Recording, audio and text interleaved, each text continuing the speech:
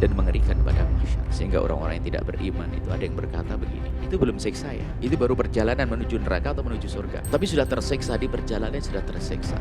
Sampai orang-orang munafik dan orang kafir pada berkata, menyuruh pada Allah, ya Allah, keluarkan kami dari padang mahsyar. Puluhan ribu tahun bayangkan tersiksa. Keluarkan kami dari padang mahsyar biarpun harus masuk ke neraka.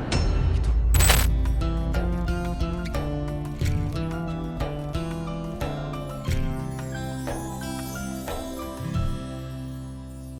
Wa yas'alunaka 'anil jibali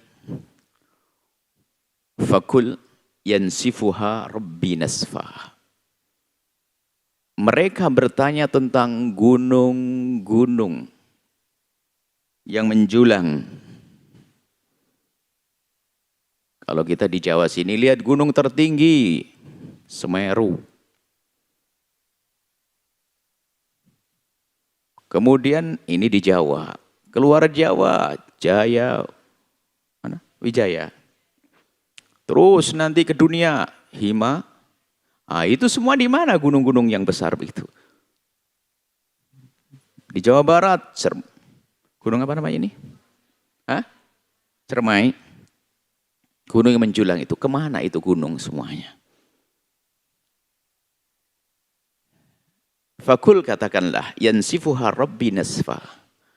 Allah akan lebur dan hamburkan, berhambur-hamburan. Kala ihnil mangfus, nanti akan seperti itu, akan dihancurkan menjadi beterbangan. Lalu menjadi merata ke bumi. Sehingga nanti bumi ini akan dirubah oleh Allah. Bumi kita ini di saat manusia dibangkitkan menjadi hamparan. Terasa hambaran, biarpun sekarang kita yakin bumi itu bulat. Akan tapi kalau orang duduk kan merasa berada dalam hamparan. Hamparan adalah nisbi. Nisbatnya ke saya yang duduk hampar. Tapi dilihat dari planet lain, bumi ini bulat. Jadi tidak bertentangan dalam Al-Quran, bahwasanya kadang disebut hamparan, tapi kadang disebutkan bahwasanya isyarat tentang bumi itu bulat. Sehingga kalau para ahli tafsir zaman dulu mengatakan bumi itu datar. Datar adalah karena kita merasakan datar, buktinya datar. Akan tapi di saat ditemukan bahwasanya bumi itu bulat, tidak bertentangan. Ada isyarat bahwasanya malam dimasukkan ke siang, siang masuk ke malam. Ini adalah pertukaran waktu. Jadi makanya itu adalah isyarat tentang bahwasanya bumi itu bulat. Jadi tidak bertentangan antara penafsiran para ulama terdahulu tentang bumi datar dan bumi bulat. Hanya nisbi saja. Maksudnya kalau kita merasakan bumi datar, ratakan bumi untuk bangunan pondok ya. Nggak usah berhujah, nggak bisa diratakan bumi bulat kok. Nggak usah ngomong begitu, pasti sakit ini orang. Nah ini, jadi diratakan karena memang kelihatan rata, tapi ada bulat. Nah itu nanti gunung-gunung yang menjulang akan dihamburkan, akan dihancurkan, kemudian berterbangan, berhamburan, kemudian menyatu dengan bumi. Jadi adalah menjadi rata semuanya, tidak ada gundukan, tidak ada, ini semuanya rata dan dijadikan bumi itu putih dan tidak ada tanda-tanda. Kalau kita pergi ke Jawa Barat pasti ada Anda memasuki Majalengka. Anda keluar, itu ada sekarang. Nanti tidak ada tanda-tanda itu. Sehingga kita pergi ke barat dan ke timur itu tidak mengerti. Semuanya sama.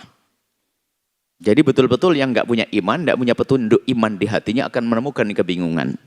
Sehingga kemana keadaan di padang mahsyar. Mau ke sana kayaknya sama. Nggak tahu dia ke sana, ke sini.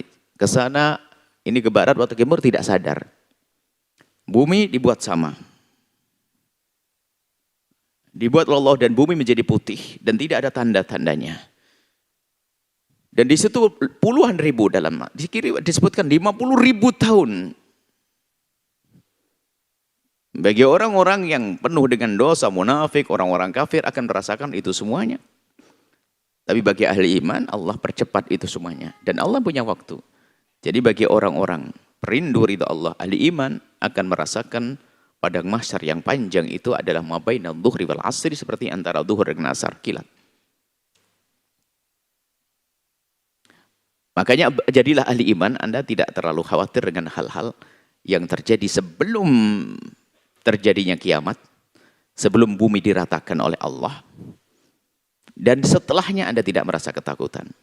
Bahkan kan disebutkan bahwasanya sebelum terjadinya, sebelum ditiupnya sangkakala yang pertama, manusia dimatikan semuanya, terjadi banyak, macam-macam kejadian-kejadian yang mengerikan itu hanya disaksikan oleh orang yang tidak beriman.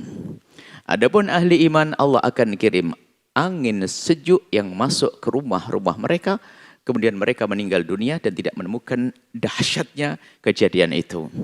Di saat dibangkitkannya pun ternyata mereka menemukan satu pertolongan karena imannya. Imannya menjadikan mereka bisa melihat siratal mustaqim, jembatan yang bagi sebagian orang, bagi orang yang tidak beriman tidak kelihatan. Mana kok saya suruh nyebrang, akhirnya nyebur. Tapi bagi ahli iman melihat itu semuanya adalah jalan menuju surga. Sehingga ada yang berjalan seperti kilat, ada yang berjalan seperti pesawat, ada yang berjalan seperti naik kuda yang kencang, ada yang berjalan seperti lari, ada yang berjalan seperti orang yang jalan santai, ada yang berjalan merangkak, ada yang berjalan ternyata belum apa-apa sudah kecebur ke neraka jahanam. Jadi yang bisa melihat, yang menjadikan jalan itu luas dan tidak luas adalah keimanannya dan amal baiknya. Nah, saat inilah kita untuk menyiapkan bagaimana keadaan nanti. Keadaan nanti sebelum ditiupnya sangkakala yang pertama, atau di saat dibangkitkan kembali kita, keadaannya adalah sesuai dengan amal kita saat ini. Dan mempelajari ini itu penting. Sehingga kalau dalam hadis Jibril itu adalah ada rukun iman, rukun Islam kan satu, rukun agama adalah satu. Rukun agama ada Islam, kemudian yang kedua iman, yang ketiga adalah ihsan. Rukun agama 3. Nah, rukun agama hanya 3. Nah, kemudian setelahnya terakhir adalah masalah asratus saati, tentang tanda-tanda hari kiamat. Itu bukan rukun agama, akan tapi itu adalah rukun agama hanya 3. Itu adalah pengukuhan daripada yang sudah diyakini sebelumnya. Jadi menyadari tanda-tanda kiamat yang sangat dahsyat. Tanda-tanda kiamat kita harus memahami kalau ada tanda-tanda. Lah orang kalau mengerti tanda-tanda itu kalau bahasanya alarm. Kalau sudah ada alarm berarti siap-siap dong. Kulkasnya. Bagaimana ini? Berarti ada tanda-tanda, ada surat edaran bahwasanya listrik jam 2 mau mati, begitu loh. Itu asratus saati. Ngelihat kejadian-kejadian itu harus kita hubungkan. Makanya yang membaca kejadian adalah orang yang kuat imannya. Di dalam rukun agama. Nah, kuat imannya. Kemudian setelah itu apa? Dia bisa membaca asratus saati. Kenapa kok banyak orang durhaka kepada orang tua? Kemudian orang tua tidak peduli kepada anaknya. Sehingga Masya Allah kehidupan semacam itu. Ya tatawulana fil buyut, orang berbangga-banggaan dengan megah-megahan bangunan dan seterusnya. Dan seterusnya banyak sebab apa yang disebutkan dalam hadis tersebut. Itu adalah ada hubungannya dengan keimanan. Maka ahli iman yang imannya kuat begitu mudah membaca itu semuanya. Sehingga kiamat bagi mereka sangat dekat sekali.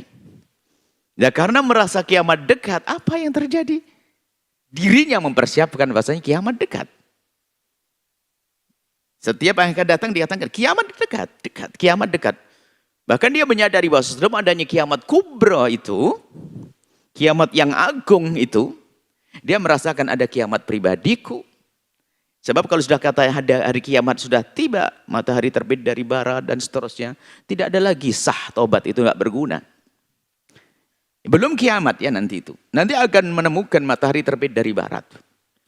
Dan semua yang bunga bumi menjadi beriman yang semula tidak beriman. Tapi saat itu iman tidak diterima lagi.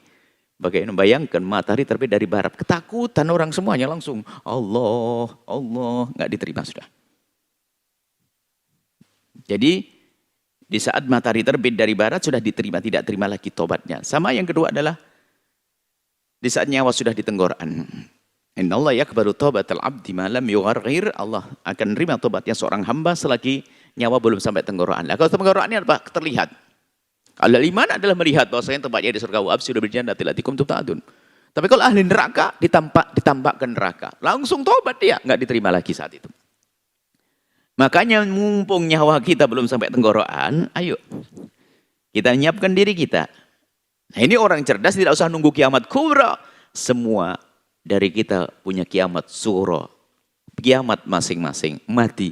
Kalau sudah mati, Kekayaan nggak berguna lagi bagi kita, mobil mewah nggak berguna lagi bagi kita, rumah-rumah yang kita bangun nggak berguna lagi bagi kita, apapun nggak berguna. Makanya kiamat itu. Maka berpikirlah tentang itu. Makanya orang cerdas memahami kiamat itu adalah menguatkan keimanan. Menguatkan keimanan.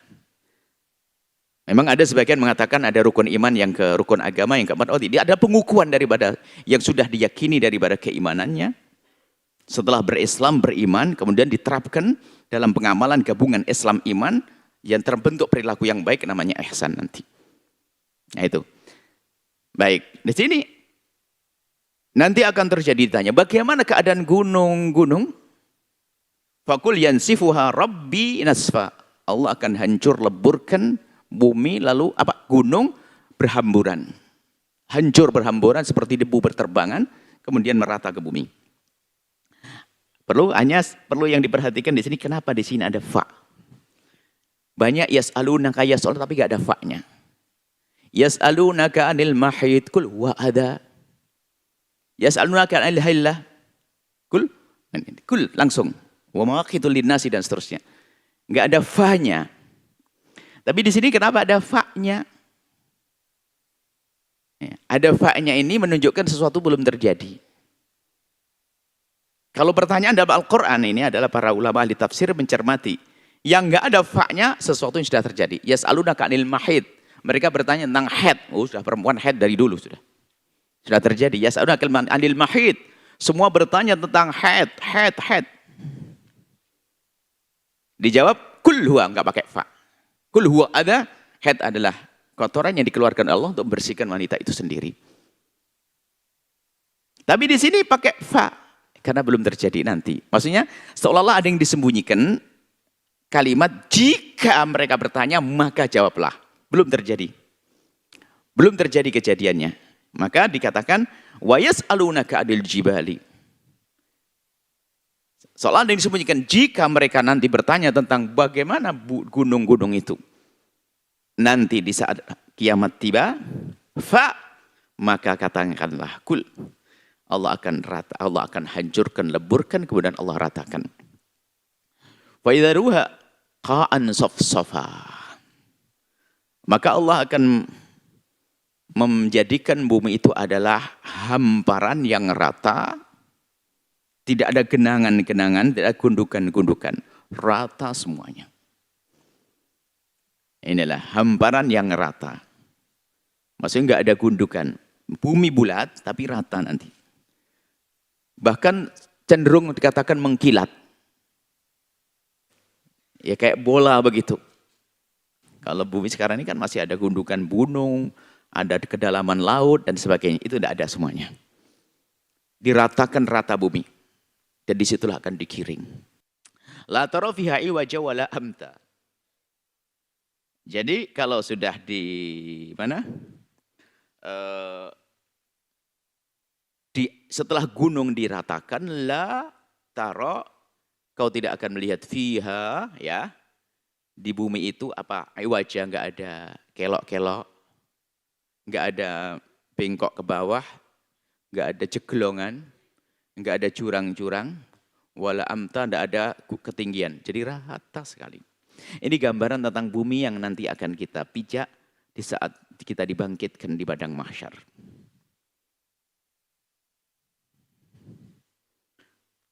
Dan kita tanpa membawa apa-apa. Tanpa sehelai kain. Dibangkitkan dalam keadaan tanpa sehelai kain.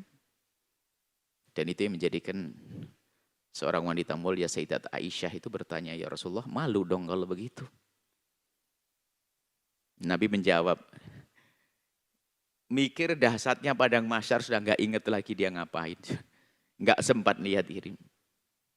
Enggak sempat lihat ini, itu, dan sebagainya. Itu bukan alam berpikir tentang syahwat. Sudah enggak ada lagi kisah-kisah syahwat yang kita bayangkan saat ini. Semuanya berpikir tentang bagaimana menyelamatkan diri. Oh, mereka bingung dengan kebingungan yang luar biasa. Ahwal keadaan di padang mahsyar saat itu. Yauma idzi yattabi'una ad-da'iyah. Di saat itulah yattabi'una ad-da'iyah. La iwaja lahu. Di saat seperti itulah nanti ada yang menyeru. Yaitu malaikat Israfil. Israfil diperintahkan oleh Allah memanggil lalu menggiring. Dan tidak ada yang bisa menolak. La iwaja fihi, nggak ada yang menunda. Semuanya ikut.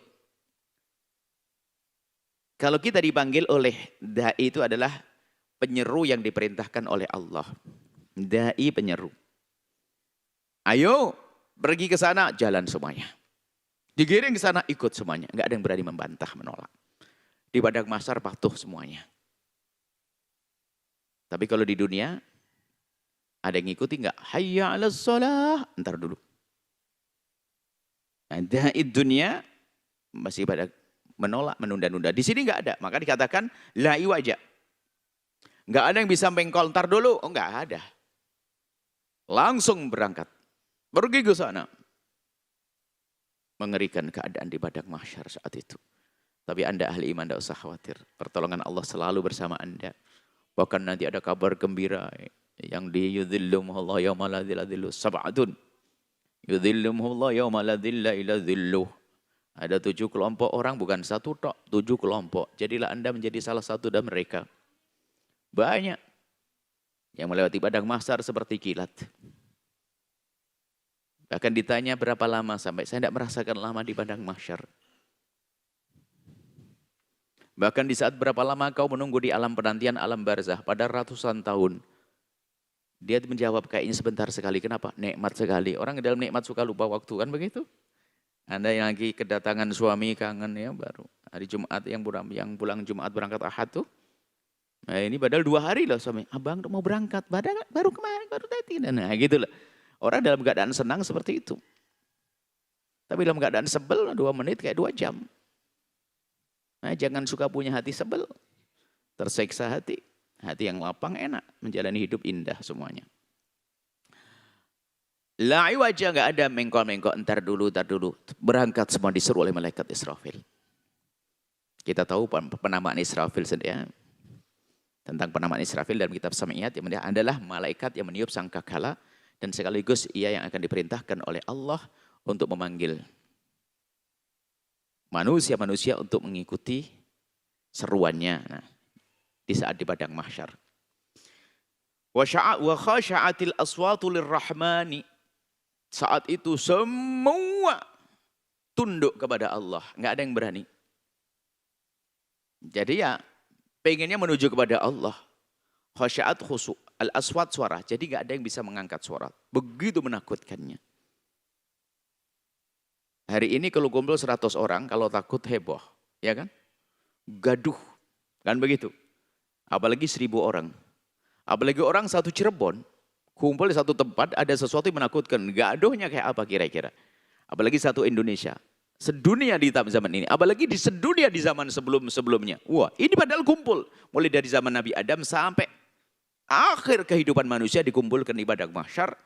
Ternyata saat itu karena dahsyatnya padang mahsyar, semuanya adalah suara, tidak ada yang berani mengangkat suara. Karena mereka pada ketakutan semuanya. Bahkan ingin mencari kepada Allah, menuju kepada Allah minta pertolongan. Tapi mereka tahu mereka sudah tertutup dengan keburukan-keburukan amal mereka sehingga gak bisa sampai kepada Allah. Sehingga kisah syafaat uzma itu kan kisahnya orang ketakutan. Datang kepada Nabi Adam minta pertolongan, wahai Adam mintakan kepada Allah agar diringankan keadaan di padang mahsyar. Nabi Adam mengatakan aku tidak, aku telah melakukan begini dulu. Datang kepada Nabi, sampai Nabi Ibrahim, kemudian Nabi Musa, kemudian Nabi Isa. Nabi Isa mengatakan tidak, aku pun tidak berani. Tidak berani minta kepada Allah dalam keadaan padahal mereka adalah para nabi. Sampailah kepada baginda Nabi Muhammad SAW. Di saat berbondong-bondong manusia datang kepada baginda Nabi agar disambungkan kepada Allah, minta pertolongan kepada Allah, namanya Yali, syafaat ada padaku, pertolongan. Nabi melakukan sujud. Setelah Nabi sujud diseru oleh Allah, irfa' ra'sak, angkat kepalamu wahai Muhammad, isfa' tu syafa', mintalah pertolongan, minta apa saja kau akan diberi. Maka seketika itu baginda Nabi memohon agar diredakan keadaan padang mahsyar. Lalu Allah meredakan keadaan padang mahsyar sehingga semua setelah itu tertuju kepada Nabi Muhammad SAW. Jadi syafaat uzma itu dirasakan oleh orang kafir sekalipun. Cuman ternyata tambah ngenes. Setelah itu tambah ngenes. Iya aduh. kenapa aku dulu nggak ikut? Nah itu kenesnya. Ahli iman, alhamdulillah aku pengikut Nabi Muhammad. Yang tidak pengikut Nabi Muhammad, dia merasakan sesaat. Makanya kalau minta bukan syafaat uzma. Yang kita rindu adalah syafaat khusus. Syafaat khusus. Kita berdosa, diampuni oleh Allah karena Nabi Muhammad. Kita banyak kesalahan, lalu kan dihukum, diampuni karena Nabi Muhammad. Syafaat khusus. Kalau uzma akan dirasakan. Itulah keadaan nanti, sehingga semua di padang mahsyar, setelah tertuju, setelah diberi pertolongan, dia tertuju kepada baginda Nabi, sehingga yang ada pada mereka, ahli iman semakin bersyukur, dan orang yang tidak beriman tambah tersungkur. Nyeselnya luar biasa. Kenapa aku dulu tidak percaya? Kenapa aku membangkang? Maka jadilah Anda orang yang bersyukur. Sekarang kita, alhamdulillah dibimbing oleh Allah, diberi hidayah, percaya Nabi Muhammad sebagai Nabi kita mengikutinya. Ayo kita kuatkan keimanan, kecintaan kepada Nabi SAW, sehingga di saat di padang mahsyar nanti kita tidak merasakan kerepotan. Wa khasya'atil aswatu lirrahmani. Semuanya tunduk, patuh, khusyuk kepada Allah, Rahman Allah. Fala tasma' illa hamsa. Jadi kita tidak mendengar kecuali kalau ada ngomong berbisik. Kalau ngomong berbisik, hamsa itu hamas bisikan. Bahkan ini adalah sebagian ahli tafsir menjelaskan liris sekali, hampir tidak terdengar. Karena suaranya hampir tidak terdengar, yang terdengar hanya langkah kaki saja.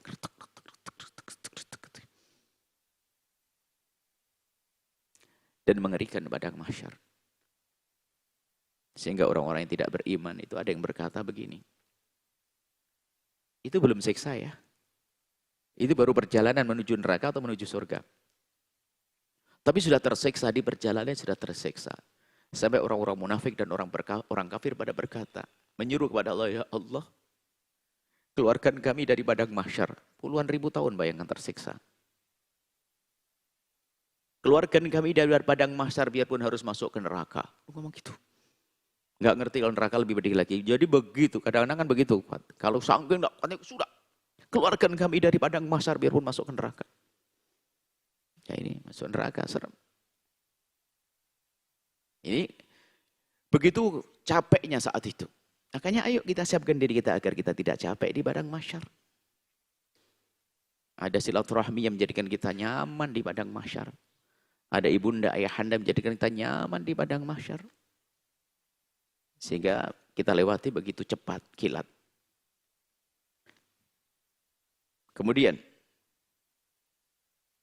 yauma idzin, di saat itu, la tanfa'u syafa'atu, enggak ada yang bisa saling menolong. Biarpun itu adalah kawan dekatmu, ayahmu, anakmu, tidak, semua akan nafsi, ngurusi diri sendiri.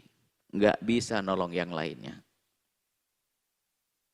Tidak bisa memberikan pertolongan. Biarpun kawan dekat, tetangga yang kita tahu dia. Wah, kita bisa ibaratnya kenal, nggak bisa. Dikatakan ya firul mar'u. Semua orang berlari. Seorang ibu lari dari anaknya, bapak dari anaknya, suami dari istrinya. Semuanya masing-masing. Bahkan yang terjadi al-khilla, biarpun kawan dekat di antara mereka, yauma idzin ba'duhum li ba'din adu.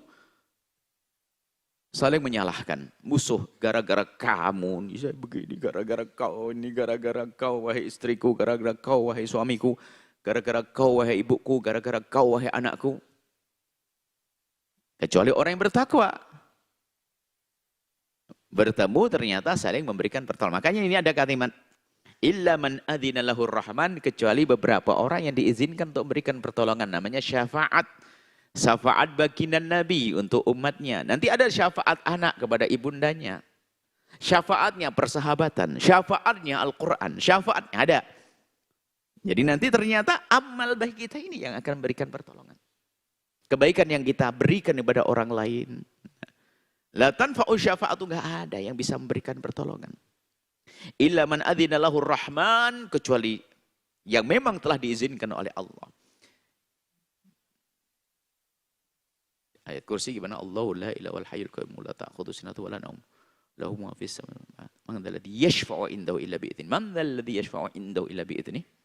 Siapa yang bisa memberikan pertolongan kecuali atas izin Allah? Nabi pun tidak bisa memberikan syafaat kecuali diizinkan Allah, dan telah diizinkan. Tapi ternyata kalau di akhirat nanti tidak saling memberikan pertolongan kebaikan, ternyata saling menyalahkan. Saling menyalahkan. Ba'duhum ba'dan adu. Seperti musuh. Seorang anak menuntut ibu bapaknya. Padahal ibu bapaknya ahli ibadah. Senin, Kemis, tahajudan, umroh setiap bulan. Wah, ibadahnya sang anak nuntut. Ibu bapak harus masuk neraka sama saya. Ibunya berkata, kenapa? Bukankah aku ahli ibadah? Iya, ibu senang-senang ibadah. Tapi ibu salah nyekolahkan saya. Gara-gara sekolah saya, inilah saya nggak benar, saya bejat. Sekolah nggak kenal Allah, sekolah Nabi Muhammad, sehingga saya durhaka pada ibu. Ibunya diseret ke neraka. Makanya kalau nyekolahkan anak yang benar. Menuntut itu anak. Boleh anak Anda jadi dokter ahli sujud. Boleh anak Anda jadi insinyur yang kenal Allah. Anak Anda boleh jadi orang paling kaya di dunia, tapi yang pandai berderma, mengambil rezeki dengan cara yang benar, halal. Melaksanakan kewajiban-kewajiban harta, zakat, dan sebagainya. Wah, itu adalah orang kaya di dunia dan kaya di akhirat. Ya, seperti itu.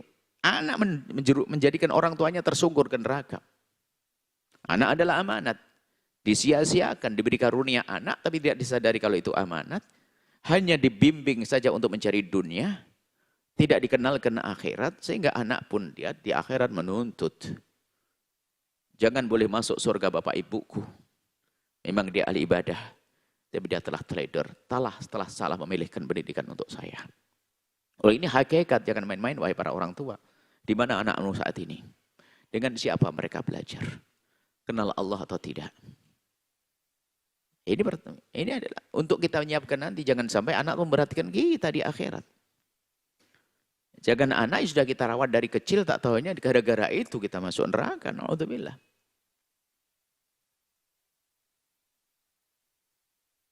Selagi nyawa masih ada di kandung badan Anda, tidak ada kata terlambat. Mungkin ada yang terlanjur anaknya bejat, susah saat ini diatur. Susah diatur, diarahkan ke yang baik, susah. Maka Anda saat ini pun boleh menampakkan penyesalan Anda di hadapan Allah. Katakan, ya Allah, aku telah salah menyekolahkan anakku. Sehingga sekarang sudah enggak karu-karuan, bejat, anakku bejat. Maka tanda tobatku kepadamu ya Allah, sekarang aku akan ngurusi anaknya orang agar kenal Allah. Semoga dengan itu semua anakku jadi benar ya Allah. Lah ini tanda penyesalan adalah Anda urusi anaknya hamba-hamba Allah. Penyesalan enggak hanya mengatakan nyesel aku, nyeselnya orang egois. Yang selamat biar anaknya saja. Itu tolong anaknya hamba Allah. Mungkin Anda kaya raya. Lalu anak bejat. Anak enggak benar, Anda masih bisa menyelamatkan anak Anda, menyelamatkan diri Anda, menyesallah Anda, dan tanda penyesalannya adalah Anda semangat menolong anak-anak hamba Allah, untuk Anda hantarkan kenal Allah. Maka janji Allah, melalui lisan baginda Nabi Allahu, fi aunil abdi ma kana al-abdu fi auni akhihi, Allah akan senantiasa menolong seorang hamba, kalau hamba itu senang nolong yang lainnya. Karena Anda, yang mungkin anak Anda telah jauh dari Allah, tapi ternyata Anda rindu menolong anaknya hamba Allah. Tunggu, Allah akan nolong anak Anda. Tidak ada kata terlambat selagi Anda masih punya keinsyafan, kesadaran. Sungguh Allah Maha Kasih. Termasuk Anda yang tidak punya anak. Ya, kita ngomong tadi anak itu. Anda tidak perlu menyesal. Tidak perlu sedih dengan tidak punya anak. Jadi kan ini anak-anak hamba Allah yang berjuta, beribu, ratus ribu, berjutaan ini. Anda ambil di antara mereka untuk jadikan anak-anak Anda di akhirat. Memang tidak keluar dari rahim Anda. Tapi dia telah menjadikan Anda selamat di akhirat. Nah ini termasuk yang kami serukan buat program-program kebersamaan. Di dalam mendidik anak-anak yang kami serukan membuat sekolah, madrasah, pesantren dan sebagainya. Itu adalah untuk kita agar punya hujah di hadapan Allah bahwa aku telah mendidik anakku ya Allah. Telah mendidik anak hamba-hambamu. Jangan hukum kami ya Allah. Jangan sampai Anda tidak punya kiprah di dalam perjuangan seperti ini. Pesantren, madrasah dan seterusnya. Untuk mendidik anak-anak hamba Allah. Wa radiyallahu qawla.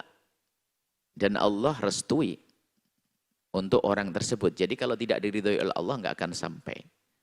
Ada orang yang diizinkan untuk memberikan pertolongan dan Allah merelakan, maka terjadilah pertolongan itu sendiri.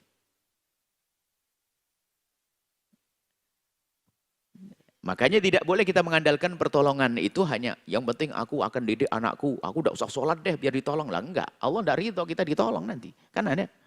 Sudah nak, kamu ngaji, belajar, jadi ulama, tapi abah malas sholat nanti. Kalau abah kecebur neraka, kamu tolonglah. Ini bukan yang termasuk yang Allah ridhoi untuk diberi pertolongan. Dia sendiri nggak mau berusaha.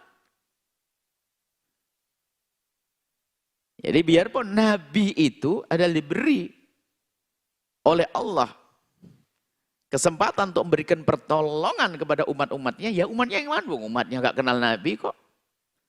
Anak memberikan pertolongan kepada ayah, ayahnya peduli. Ayahnya tidak pernah ada upaya untuk mendidik anaknya. Jadi kalau kita ikut mendidik anak-anak kita, kita bersemangat mendidik anak kita. Kalau kita kepleset, akan ditolong oleh anak kita, karena ada sambung. Tapi yang menjerumuskan biarpun itu anak, ya termasuk kita tidak, orang tua yang tidak diridhoi mendapatkan pertolongan. Tidak diridhoi mendapatkan syafaat. Jadi ada yang memberi, yang meminta pertolongan adalah seorang manusia pilihan, baginda Nabi, orang mati syahid, anak soleh, dan seterusnya. Ini adalah yang diberi oleh Allah kesempatan untuk meminta pertolongan, dan nanti Allah akan beri pertolongan.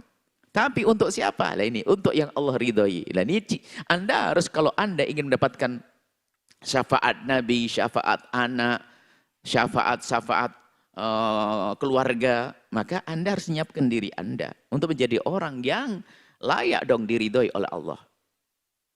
Jangan sampai ya kita sendiri nggak mau berusaha, hanya mengandalkan. Sudah, ini betul-betul hebat nih pengajian hari ini.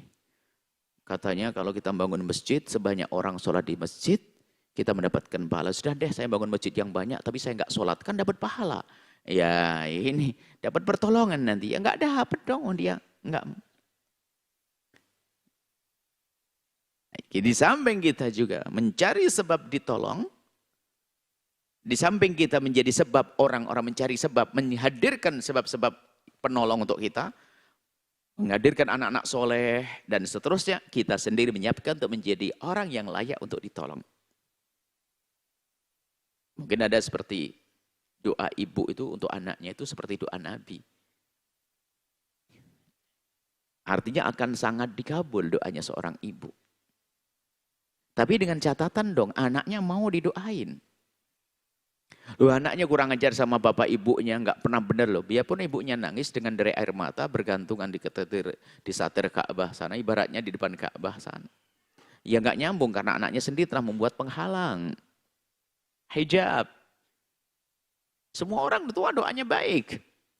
Tapi kalau anak sendiri tidak menghendaki, ya nggak nyampe nanti. Maka dari itu jangan kita bikin masalah dengan orang tua kita.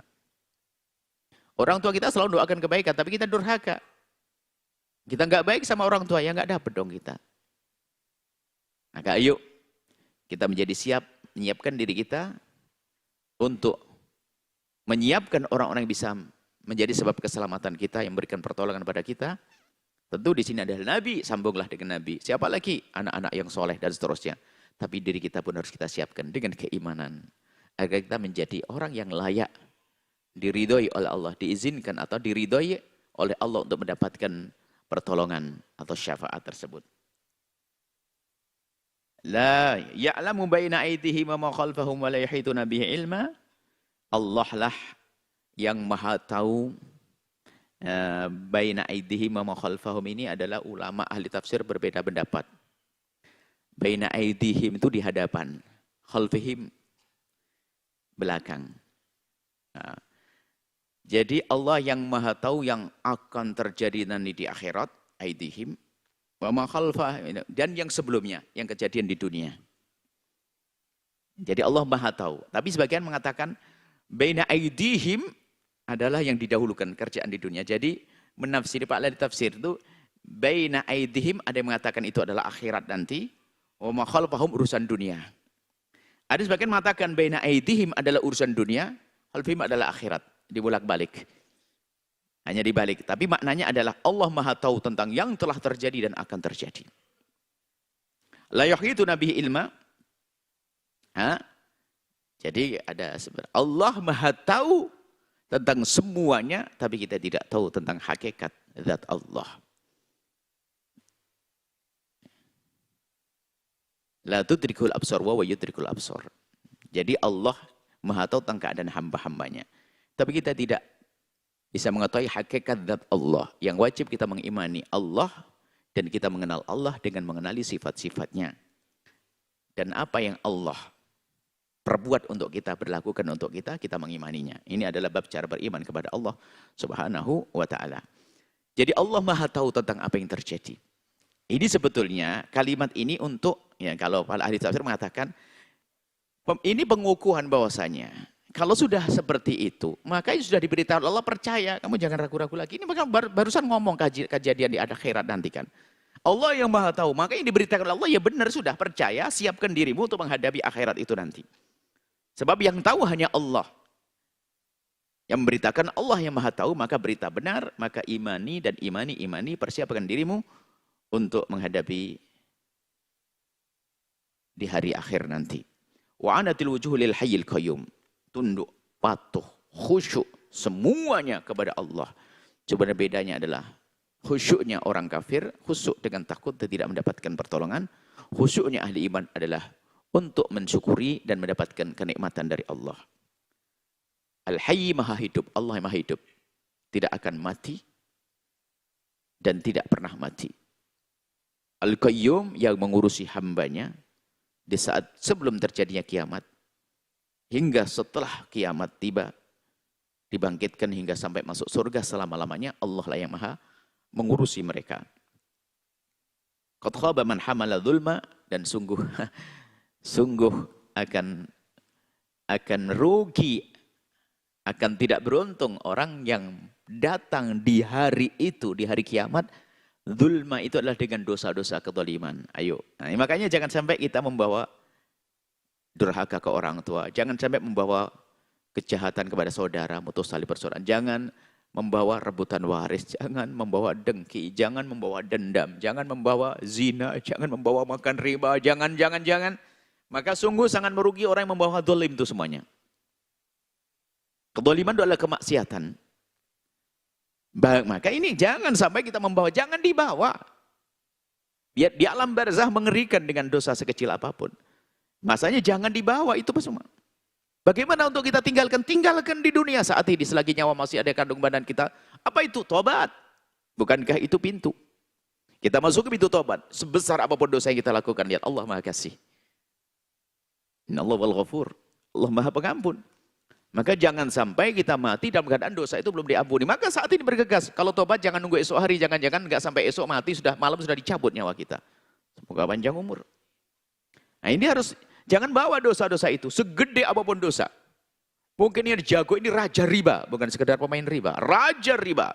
Oh top, raja riba. Selagi nyawa masih ada di kandung badan, Allah buka pintu tobat. Ayo tobat. Raja rampok. Raja maling, raja judi, kan ada raja-raja, sultan ya, raja-raja, raja judi, semuanya ketahuilah, sebesar apapun dosa seorang hamba selagi masih di dunia, berarti dia masih di wilayah kesempatan untuk bertobat. Selagi matahari masih terbit dari timur, Allah akan ampuni. Selagi nyawa belum sampai tenggorokan, Allah ampuni. Maka jangan nunda esok hari. Lah inilah. Jangan kita membuat zalim. Kita akan menyesal. Kita akan merugi. Kita akan tersiksa. Kita akan capek. Maka sebesar apapun dosamu, hei hamba Allah, saat ini juga jangan nunda esok hari. Yang masih berurusan dengan riba, berpikirlah untuk menyelesaikan dirimu dari riba.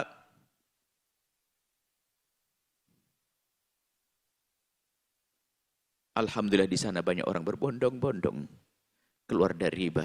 Akan tapi ternyata di sana juga ada orang muncul masuk dunia riba, sehingga dia terjepit di dunia sebelum di akhirat pinjol. Innalillah. Kadang ustadz dia, kadang ahli pengajian dia, kadang santri dia, ternyata berurusan dengan riba. Sementara di sana orang yang uangnya banyak ingin keluar dari riba. Bagaimana ini orang diuji dengan kesempitan justru masuk ke neraka riba. Na'udzubillah. Itu orang-orang yang duitnya banyak ingin mengentaskan diri dari riba. Ingin membebaskan diri dari riba. Sementara ternyata di sisi lain banyak orang hari ini. Kita mendengar cerita sebagian orang, loh kok bisa masuk bagaimana? Alasannya nggak ada ini. Bukan, cara hidup yang salah. Cara hidup. Naik angkot saja udah jadi malu, harus punya motor sendiri. Handphone, jamnya double, bajunya berapa baju, sudah begitu mengatakan dia kurang uang, bagaimana? Lalu pinjam yang riba. Ini juga menyeramkan, itu akan dibawa. Sementara yang banyak di sana orang pada tobat. Ada orang ngadu kepada kita, Buya, saya baru bisa lolos dari riba ini baru 15 tahun yang akan datang, saya takut keburu mati. Karena dia harus ada ikatan apa begitu. Dengan dunia riba ini nggak bisa langsung lepas. Kalau saya lepas saya harus kena begini. Yang penting mulailah saat ini. Ini orang berbondong-bondong untuk tobat. Tapi kenapa sekarang ada muncul yang tampak dia pakai kopiah putih, bahkan mungkin pakai imamah, pakai jubah barangkali. Ternyata terjepit dari riba. Bagaimana? Bagaimana urusannya dengan Allah? Alah pinjaman? Pinjal ya namanya apa? Innalillah, bertobatlah ya Allah. Biarpun jamaahmu tidak ada yang tahu, tapi Allah kan tahu. Nah ini jamaahnya tidak tahu. Ini ustadz, ustadzah, santri, orang awam saja nggak perlu seperti itu. Kita perlu kembali kepada Allah, taubat. Jangan sampai zulum itu kita bawa di saat kita berada di alam barzah hingga di padang mahsyar. Maka buang, tinggalkan. Masuk wilayah namanya tobat. Sebesar apapun dosamu, biar tadi raja riba akan dihapus oleh Allah. Sehingga tidak kita bawa lagi.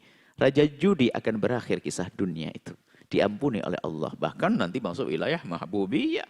Dicintai oleh dari pendosa, dicintai. Dianggap sebagai orang muttaqin. Orang bertakwa kan bukan saja orang yang beramal baik.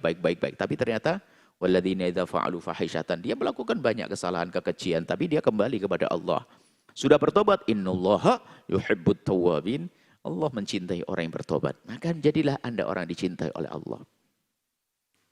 Kita makanya perlu kejujuran dengan Allah. Sebab kalau pinjol itu kan gak ada yang tahu ya. Aman kan? Gak ada yang tahu biarpun katanya kelihatan di depan Allah. Kalau ceramah Allah nangis. Tapi diam-diam di handphonenya kan ada riba di situ. Memang nggak ada tahu. Murid kesayangannya nggak tahu. Tiba-tiba baru kejepit nanti masalah. Nah ini yang melihat Allah nih. Sadar yang melihat Allah. Termasuk doa-doa yang harus kita panjatkan. Semoga biasa orang-orang yang biasa memberikan jasa-jasa pinjol ini Allah beri kesadaran juga sehingga dirubah kerjaannya ya. Kerjaannya menjadi kerjaan yang halal berkah. Mereka kan umat Nabi Muhammad juga kan. Jadi nanti setelah itu yang meminjamkan sudah aman tobat. Ya. Yang minjam juga nggak ada, selamat semuanya. Kenapa kok kita ke sana? Mungkin terlalu banyaknya pertanyaan tentang pinjol atau permasalahan pinjol. Itu urusan keimanan, takut kepada Allah. Wa may ya'mal minas solihati, adapun mereka yang beramal baik. Wa mu'min, lah ada syaratnya. Amal baik nggak ada dasar keimanannya, tidak ditemukan di akhirat. Orang melakukan kebaikan tidak ada imannya, hanya kebaikan bisa dirasakan di dunia saja. Dan Allah balas, Allah Maha Kasih, Allah tidak akan berbuat zalim pada hambanya. Orang dermawan di dunia yang tidak ikhlas akan Allah balas nanti. Di dunia, sanjung, diabadikan namanya, jadi nama jalan.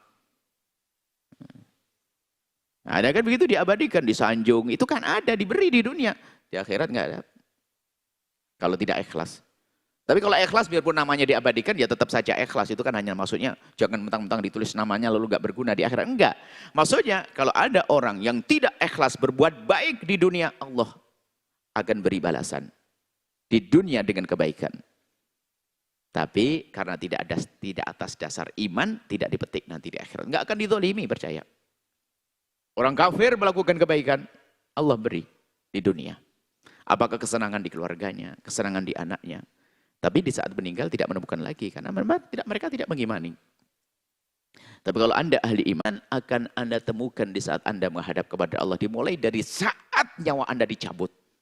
Sudah terlihat, wa absyirul bi jannati allati kuntum tu'atun. Matinya enak. Yang katanya sakaratul maut menakutkan, dihibur ternyata apa? Sebelum, di saat nyawa di kentongorak terlihat surga. Dipamerkan keindahan surga. Sakitnya sudah menjadi hilang. Jeritnya sesaat, Allah hilang. Baru nanti pindah ke alam yang indah. Nah ini zulma, nggak akan terzalimi. Bahkan yang ada adalah bonus tambahan. Bukankah Allah sudah berjanji satu kebaikan dilipatkan menjadi 10 sampai 700 dan seterusnya. Nggak ada satu dibalas satu, nggak ada yang terzalimi. Nggak ada terzalimi, nggak ada terkurangi. Yang ada tambah dan tambah. Sampai sini saja insya Allah. Semoga Allah memberikan kepada kita pemahaman yang benar dengan akal kita, dengan hati kita, dengan anggota tubuh kita. Sehingga kita menjadi orang yang faham, merasakan, lalu mengamalkannya. Sehingga kita menjadi orang selamat di dunia dan di akhirat.